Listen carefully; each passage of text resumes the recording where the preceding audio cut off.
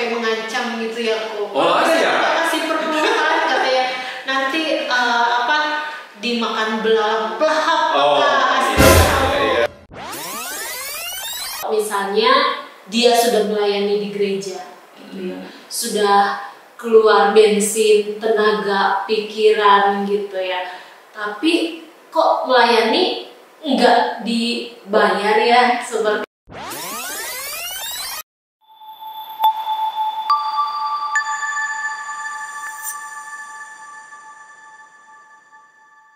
Shalom dan selamat malam sahabat curhat bersama New Life. Berjumpa lagi bersama kami nih di program spesial yang pastinya akan menemani Anda. Dan bagi sahabat curhat yang malam hari ini sedang mengalami masalah pekerjaan, masalah sakit penyakit, masalah rumah tangga, atau masalah apapun yang tidak ada jalan keluarnya, bukan secara kebetulan kalau sahabat curhat menyaksikan siaran curhat pada malam hari ini. Karena disinilah tempatnya Anda bisa curhat, atau yang sedang bergumul meminta didoakan juga boleh. Caranya sangat mudah, tinggal komen di kolom komentar atau boleh hubungi nomor 0819 081 7-nya 4 kali 1. Dan pada malam hari ini saya ditemani oleh narasumber yang sangat luar biasa. Selamat malam Pak Muni. Selamat malam, Ya, gimana kabarnya Pak? Luar biasa, dahsyat dan mantap. Luar biasa. Kita harus selalu luar biasa, ya. Iya. Dan pada malam hari ini juga temanya luar biasa Pak, yang mau diangkat dan mau ditanyakan kepada Bapak. Apa itu? Fulus. Waduh. Iya. Berat ini kayaknya. Duit kecil, duit besar. Nah ini yang sensitif Pak. Kok gereja ngomongin uang melulu? Nah ini yang akan kita bahas pada malam hari ini ya. Jadi kalau misalnya malam hari ini sahabat curhat ada yang memiliki masalah atau pergumulan mengenai keuangan, boleh langsung komen ya Pak. Nanti akan dijawab oleh tim curhat ya. Dan pada malam hari ini Pak, bicara soal uang kan Pak, itu masalah bagi sebagian orang sensitif untuk dibicarakan. Apalagi ini yang bicara pendeta di gereja. Kalau misalnya di gereja ngomongin uang melulu nih Pak, banyak orang yang ngerasa ini kok gereja ngomongin uang lagi, sedikit-sedikit uang, sedikit-sedikit uang. Nah menurut Pak Punix bagaimana bila di gereja membahas masalah keuangan? Itu menarik memang ya. Memang bicara tentang uang itu cukup sensitif ya.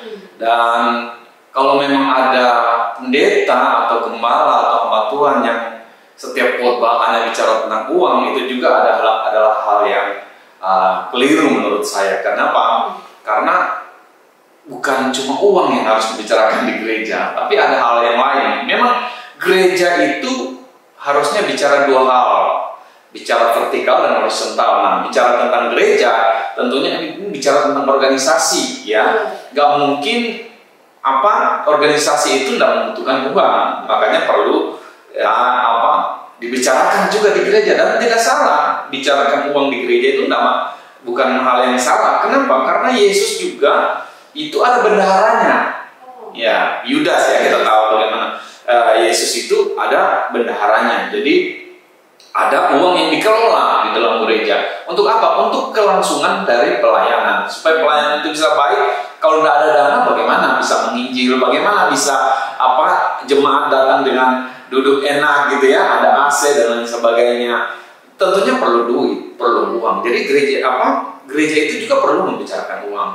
Nah, kemudian waktu Yesus dalam pelayanannya ada orang-orang kaya ya, kalau kita baca dalam Lukas pasal 8 itu ya, bagaimana istri kusa bendahara Herodes itu, mereka adalah wanita-wanita yang memiliki kekayaan, itu mereka pakai untuk pelayanan, membantu Yesus dalam pelayanannya. Jadi nggak ada yang salah sebetulnya kalau kita bicara tentang uang di gereja. Tapi kalau tadi pertanyaannya ada kalau tiap hari, tiap saat hanya bicara uang terus ya memang itu yang akan menjadi mungkin ya, orang yang melihat, orang yang mendengar merasa gimana gitu ya. Ya apalagi kalau orang nggak punya uang, ya kan. Tapi kalau tiap hari dengarnya gembalanya bilang, ayo bayar perpuluhan, ya kan, bayar berikan persembahan itu akan menjadi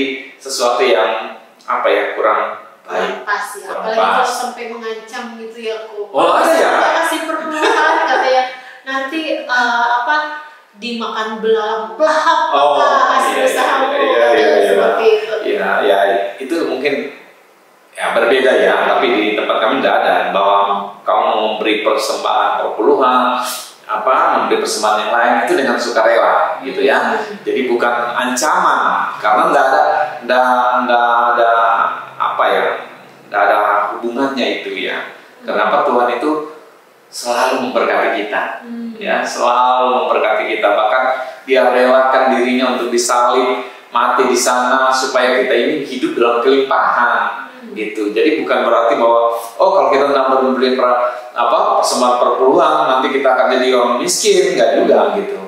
Ya kan? Sebenarnya memang ada baiknya juga untuk diajarkan tentang keuangan seperti itu ya, Ko. Ya, seharusnya keuangan itu penting sekali untuk orang-orang percaya. Bagaimana mereka mengelola keuangannya dengan baik. Kenapa? Karena Alkitab mengajarkan gitu bahwa kalau kita lihat dalam 2 Korintus 9 itu, ya 2 Korintus 9 itu bicara tentang bagaimana kita itu memberi persembahan, ya, memberi persembahan tentunya dengan kerelaan hati, ya, jangan dengan duka atau paksa, karena Allah mengasihi orang yang memberi dengan sukacita. Jadi itu prinsip yang pertama. Dan yang kedua, kenapa kita harus memberi persembahan? Karena sebetulnya semua yang ada pada kita ini adalah milik Tuhan, ya kan?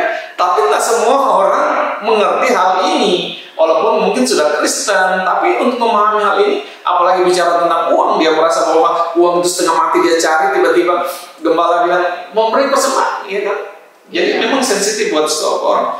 Nah, tetapi kalau kita lihat dalam Roma 11 ayat 36 itu, bahwa segala sesuatu dari Dia, oleh Dia, dan bagi Dia. Kita lihat lagi dalam 2 Korintus 9 ayat yang ke-10 di sana, bahwa roti yang dimakan ini bicara tentang kebutuhan kita, makan dan pakaian. Lalu bicara benih untuk ditabur, itu Tuhan yang memberikan semuanya. Jadi artinya bahwa segala sesuatu itu milik Tuhan. Makanya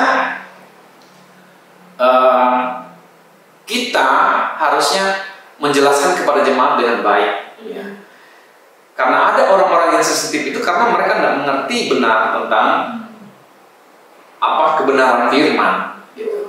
Kalau orang mengerti kebenaran firman, mereka memahami, mereka punya hubungan yang baik dengan Tuhan, mereka nggak akan sensitif kalau gereja bicara tentang uang. Maka malah mereka rela berkorban, ya kan? Karena apa? Karena keselamatan yang diterima itu lebih dari apapun, ya kan? Kalau dibandingkan dengan uang, nggak ada apa-apanya uang itu, ya kan? Kalau dibilang mungkin kalau ada orang yang banyak uangnya lalu ditawarkan kamu masuk surga serahkan uangmu semua, kira-kira mau nggak? Masuk surga, kalau sudah mau mati nih, tapi masuk surga, kamu serahkan nggak? Pasti belinya surga, gitu ya. Tapi sekali lagi bukan itu ya. Kita harus mengerti, ya. Kita mengerti. Banyak orang-orang yang sensitif dengan kalau gereja bicara uang karena mungkin bisa karena trauma, dia punya gereja selalu bicara tentang uang terus menerus, bukan yang lain, bukan persembahan gitu ya, bisa jadi. Atau karena memang dia nggak punya, terus orang bicara terus tentang uang, ya kan? Ya, nggak cocok juga itu. Ya, gitu. Jadi yang penting sebetulnya gereja itu membicarakan uang dengan kebenaran yang ada. Jadi bukan dengan paksaan gitu ya, bukan dengan tuntutan, bukan dengan nakut-nakutin, bukan. Tapi orang itu memberi dengan kasih, dengan sukacita, dengan ketulusan seperti itu. Ya. Jadi memang selalu ada orang yang sensitif ya kok kalau bicara soal uang. Dia berpikir uang itu adalah punya saya, jadi hak saya mau memberi atau enggak. Jangankan mungkin jemaat, istri di rumah aja uang suami, uang istri. Walaupun enggak semua seperti itu ya. Iya.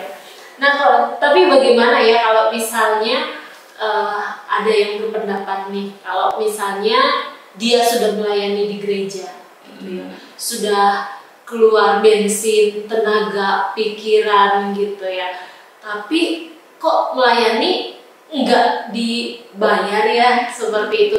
Sedangkan kalau misalnya di gereja lain yang dilihat mereka melayani terus dapat PK persembahan kasih nih dari gerejanya, jadi ada iri hati seperti itu dari pelayan yang melayani seperti ini. Kenapa sih kok nggak dikasih amplop kayak apa gitu sebagai ucapan terima kasih gitu, gimana? Ini curhatan hati ya.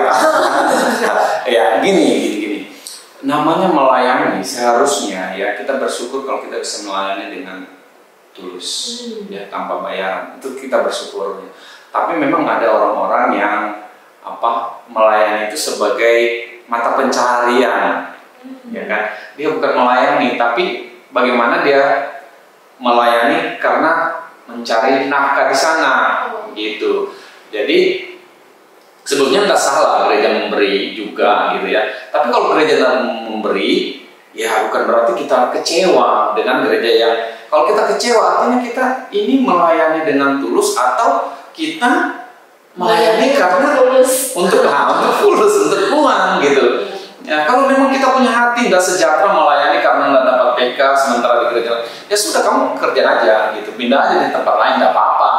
Ya, daripada kamu tinggal di gereja situ, namun kamu bersungut-sungut kok saya dapat bayaran, nggak dapat apa gitu ya. Ya pindah aja, nggak masalah gitu. Tapi satu hal yang harus kita tahu bahwa waktu kita melayani dengan tulus, Tuhan berjanji bahwa Tuhan ada upah yang Tuhan sediakan. Ya, ada upah yang Tuhan sediakan yang mungkin kita tidak lihat. Tapi percayalah, waktu kita melayani dengan tulus, dengan Tuhan pasti, ya Tuhan pasti menjaga kita, memberkati kita. Mungkin kita belum lihat, nanti Tuhan pasti akan berikan juga ya di kekekalan, ya di kekekalan. Dan yang lebih penting yang kita harus sadari, kenapa kita harus melayani ya, walaupun tanpa PK ya, tanpa fulus ya, tadi yang ada bilang. Kenapa? Karena keselamatan yang kita terima itu lebih dari apapun juga.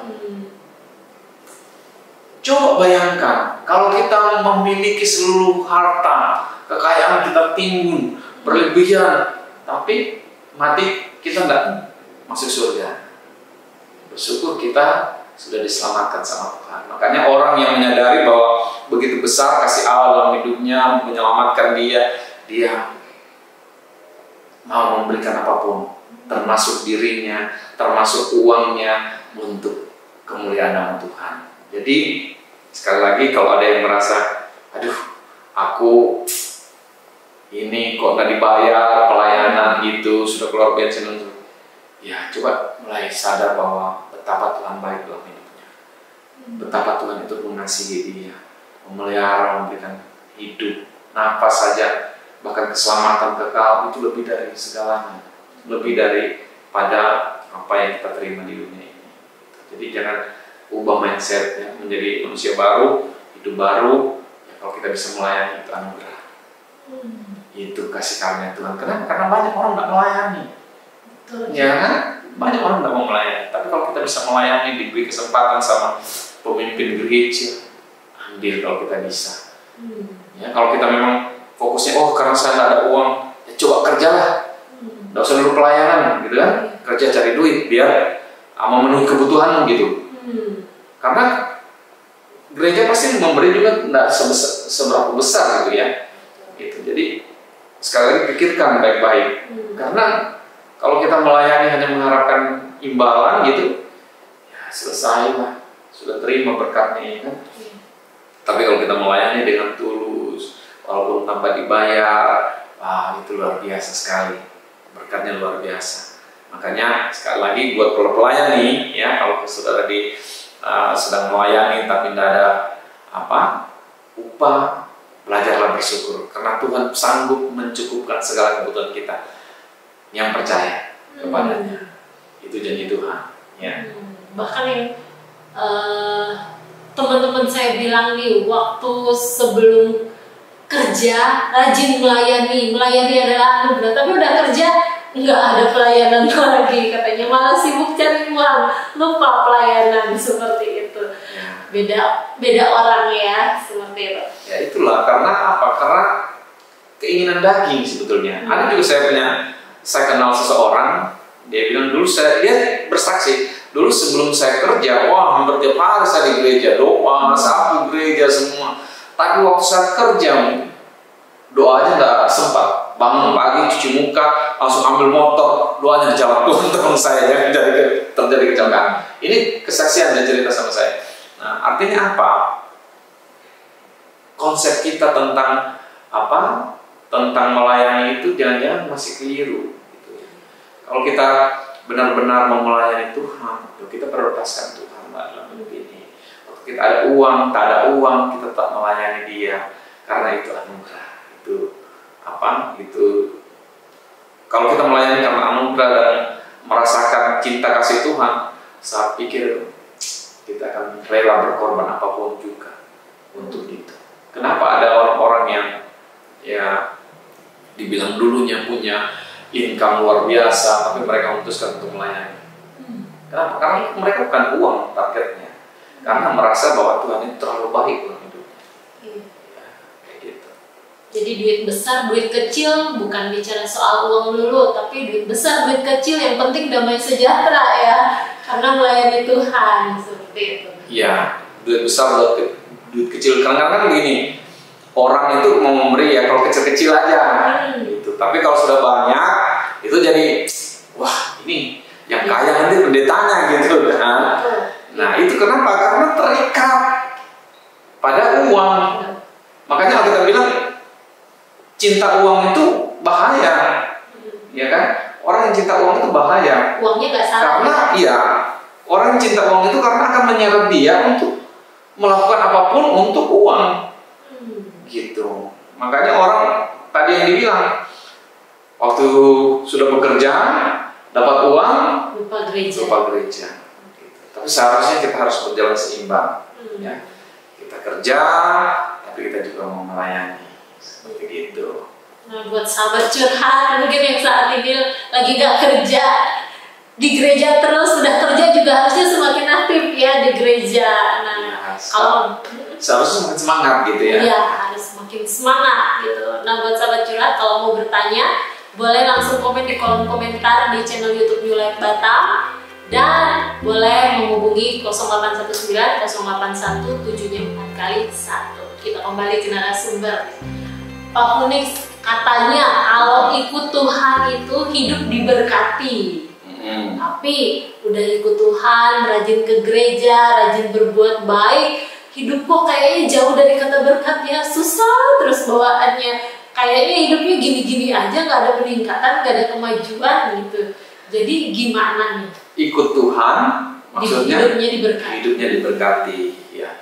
Itu benar, ikut Tuhan itu nurut baik-baik, ikuti firman, hidup diberkati. Tapi banyak orang salah dalam konsep ini. Makanya kalau kita lihat surat Petrus itu bilang begini, 1 Petrus 1 ayat 5 itu kalau nggak salah, tambahkan imanmu dengan pengetahuan, tambahkan imanmu dengan skill. Jadi bukan hanya iman satu arah aja, Yesus tiap hari doa aja tapi tidak melakukan apa-apa, bagaimana bisa diberkati gitu. Kita diberkati, Tuhan sudah taruh karunia dalam hidup kita, kita kembangkan. Nanti Tuhan memberikan nikmat kita dalam bekerja dan sebagainya. Itu yang dari sana kita diberkati gitu.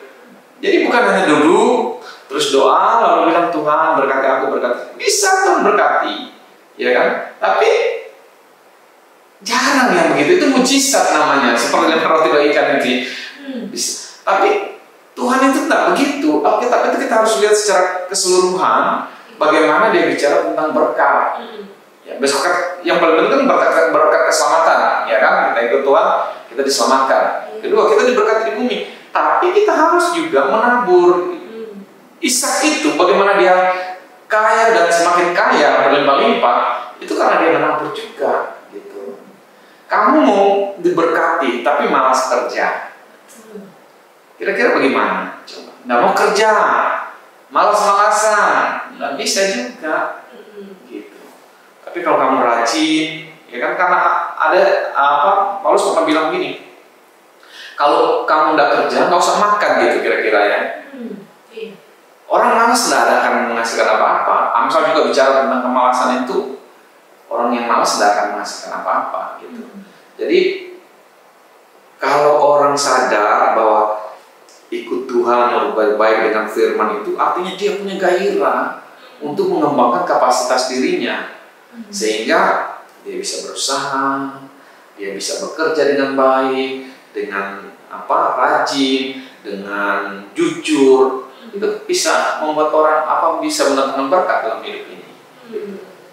Jadi bukan turun dari langit, iya, gitu, bukan langsung malas-malasan. Iya, kalau kamu malas ya nggak bisa gitu aja hidupmu, nggak ada perubahan.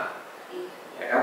Coba Ana waktu pertama bertobat, nggak mau kembangkan kapasitas, dulu aja di gereja, doa aja. Kira-kira bagaimana? Bisa nggak jadi presenter?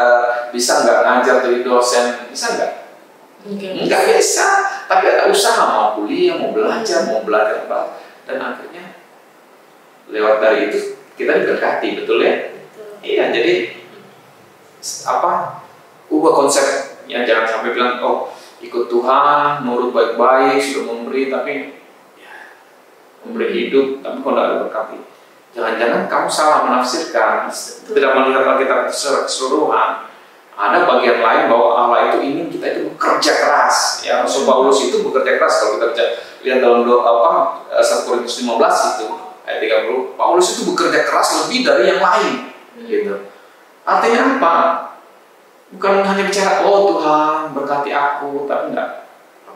Kita bekerja keras. Orang-orang yang berhasil, orang-orang yang kaya, mana ada yang tidak bekerja?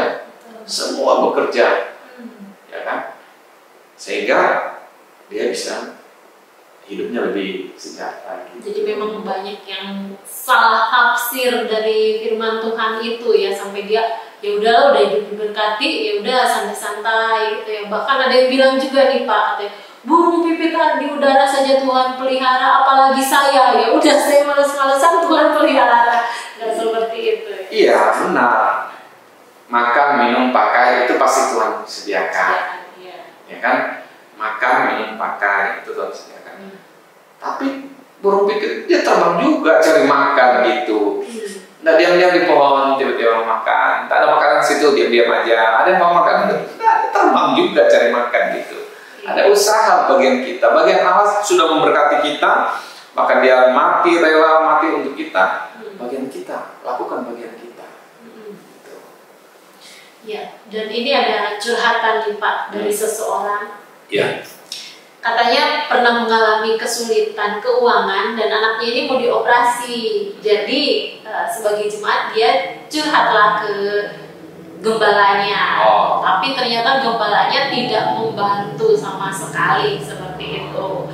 Nah, kok gereja tega ya gitu, nggak ada bantuan sama sekali untuk membantu anaknya yang akan operasi. Ini kasus ya? Kasus ya. Kita nggak tahu seperti apa kebenarannya, ya. Kenapa? Bisa jadi gembala nggak punya uang, ya kan? Kalau dia punya uang, mungkin dia bisa bantu. Gitu. Kalau gembala nggak punya uang, apa mau dibantu? Gitu. Selain doakan, ya kan? Nah, harusnya gereja itu harus hadir, gitu ya. Harusnya gereja. Kenapa? Karena kita kan diajar saling mengasihi, terus gitu. Tapi kalau gereja nggak bantu, seharusnya kita jangan kecewa. Jangan menaruh pengharapan pada gereja, pada gembala, tapi taruhlah pengharapan pada Tuhan. Karena Tuhan bisa bekerja lewat orang lain, ini bukan lewat gembala gitu. Tetap berharap sama Tuhan, gitu ya. Jadi kalau ada yang mengalami ini, ya saya nggak bisa menghakimi juga gitu ya. Gembalanya bisa jadi saat itu gembala nggak punya uang, mau bantu apa? Coba. Kalau dalam posisi Ana misalnya, sebagai gembala, ada yang jemaat begitu, gimana? Nggak punya uang. Ya, paling bisa mendoakan, karena nggak mungkin juga kan saya cerita ke jemaatnya saya nggak ada uang cuma 10.000 kan nggak mungkin ya. Ya apalagi kalau dia operasinya besar gitu ya, nggak punya duit, mau gimana ya? Seperti itu. Jadi kalau di tempat kami ya, setahu saya ya selama ini kalau ada orang begitu ya, gembala aktif gitu ya, bahkan jemaat saling patungan gitu ya untuk menolong. Termasuk kemarin waktu masa-masa COVID ya, kami walaupun tidak banyak jemaatnya tapi ambil bagian gitu ya untuk mengkoordinir jemaat yang mengumpulkan beras ya, lalu dibagi-bagi kepada memang orang yang membutuhkan. Jadi itulah fungsi gereja memang. Tapi kalau ada yang model seperti itu mungkin dia ya kita nggak bisa negatif juga ya. Jangan-jangan dia tidak punya uang. Tapi kalau dia punya uang dan dia diam, nah itu ada yang salah ya. Ada yang salah, dia ada uang tapi dia diam, tidak mau juga bantu, nah itu yang ada yang salah di sana. Ya kan? Jadi yang mengalami ini sabar aja. Sekali lagi kita yang menyaksikan program ini jangan pernah menaruh pengharapan kita pada manusia ya, sekarang pendeta, gembala dan lain sebagainya, tapi taruhlah pengharapan kita sama Tuhan, karena orang yang berharap sama Tuhan tidak akan dipermalukan. Amin. Ya. Iya. Nah, Pak Fonik sendiri sebagai pemimpin di gereja, mungkin untuk jemaat atau untuk para pelayan, ada nggak sih pesan yang mau disampaikan untuk mengelola keuangan supaya bisa memberi, bisa mencukupi kehidupan sehari-hari, bisa mengatur bagaimana?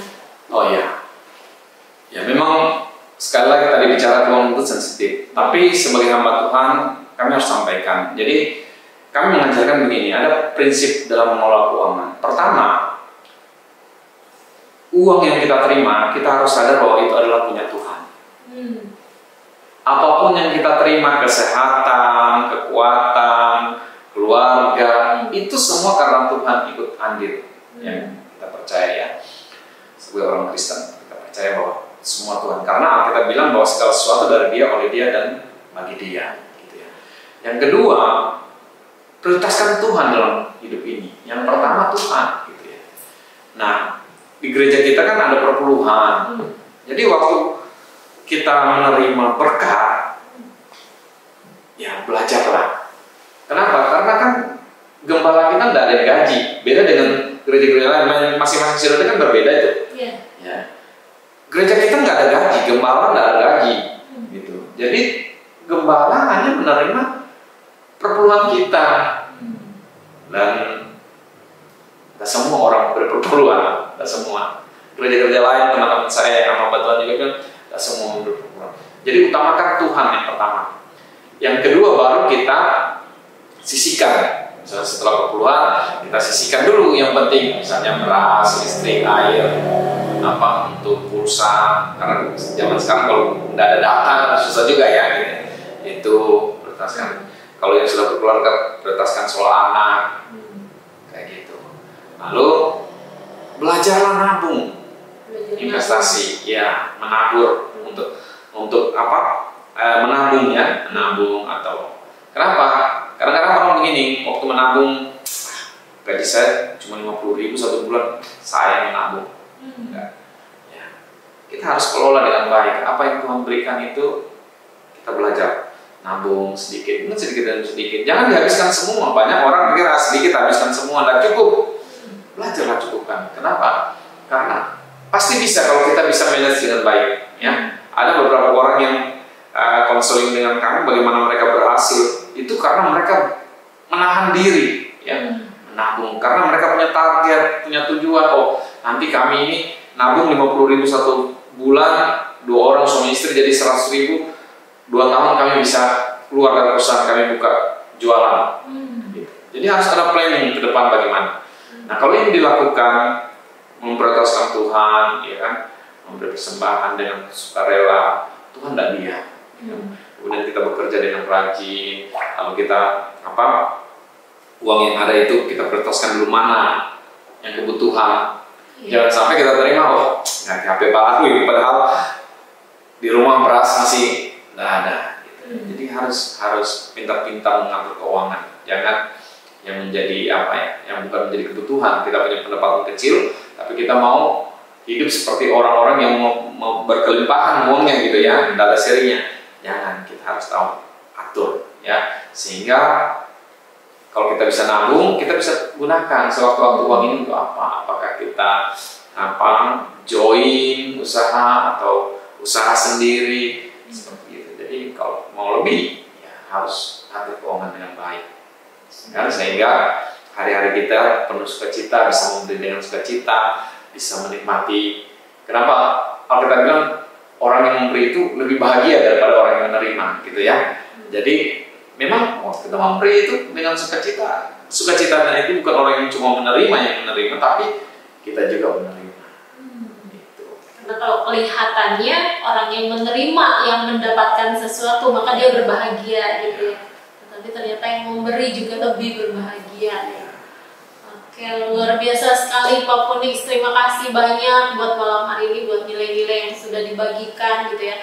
Saya percaya di sahabat curhat bersama New Life boleh semakin terbuka ya akan kebenaran. Tapi kalau misalnya sahabat curhat mau bertanya langsung atau mungkin mau konseling atau mau konsultasi masalah keuangan atau masalah rumah tangga atau masalah pekerjaan atau masalah lainnya, boleh nggak Pak? Tentu boleh aja. Boleh. Ya. Dan tinggal atur waktu ya, kapan bisa ketemu, bisa ngobrol gitu ya.